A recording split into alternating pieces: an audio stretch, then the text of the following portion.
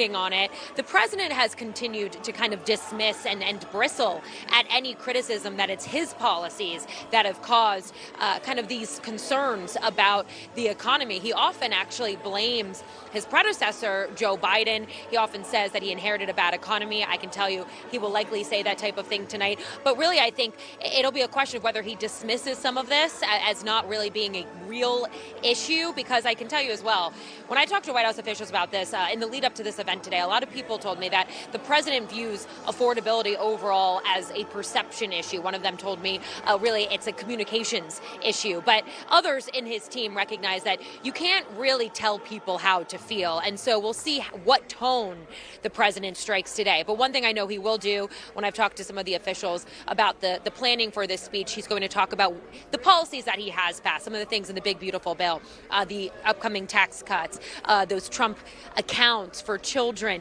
the type of things that he has done so far to try and lower prices. He'll probably talk about eggs, the price of eggs coming down. But Mano, I do also want to tell you a little bit, because I spent a lot of this morning outside nearby here, near this event, at a grocery store, a giant grocery store. I talked to a lot of reporters, because I remind you, it's interesting that the president is choosing to come here, Pennsylvania's 8th congressional district. It is a swing district, and so a lot of the people I talked to, some were Republicans, some were Democrats, all of them agreed that prices are too high. I will say some of them did acknowledge, I showed them that interview that the president did, calling the economy an A+++.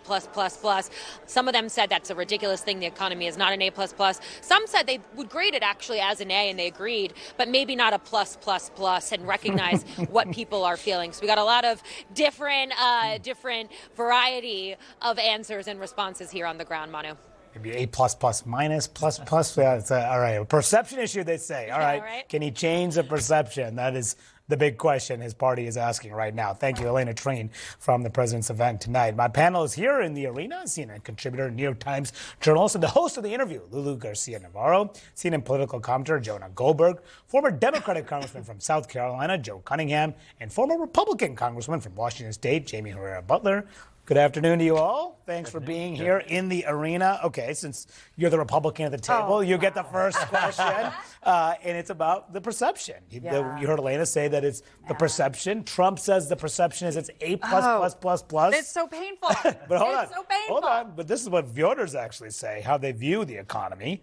More think it is negative now compared to the end of the Biden term. 76%. They view it negatively compared to 70 at the end of the Biden term. That's from a recent Fox News poll. So does the president need to acknowledge this head on? I would. There's nothing wrong with a little humility. It's never Tell hurt that to me. Donald J. Trump. It has never hurt me, all right? Because we all make mistakes. Here's the reality. I had a friend, we homeschool. Fellow homeschool mom, very thrifty, very smart, very conscious of health, the health needs of her kids, was telling me the other day, and she voted for Trump. She said she pulled a chicken out of her freezer and it was in the back of her freezer, frozen from the Biden administration. Same exact brand that she pulled out recently and put it in there, right? She just purchased it.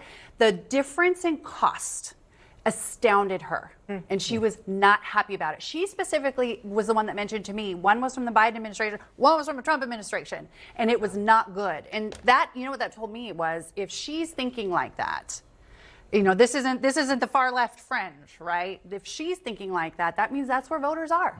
That's where American families are. And you're hearing Trump saying, Biden economy, Biden economy, Biden economy. He wants to blame the bad parts of the Biden economy, the good parts for Trump. Can that work, given the megaphone that he has? He should just rebrand it Trumponomics, right, and usher that in. It didn't work so well for the Biden. Exactly. No, I mean, you can't sit there and tell people it's great, when it's obviously not. Like, people paying more for food. The housing crisis in this country is astounding. I live in Charleston, South Carolina. It's just out of reach for so many people.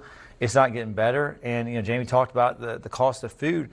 That's where we are right now. It's I fear, only going to get worse, because we're hearing from farmers. And heard from a farmer in Arkansas, a soybean farmer, who talks about next year's crops and how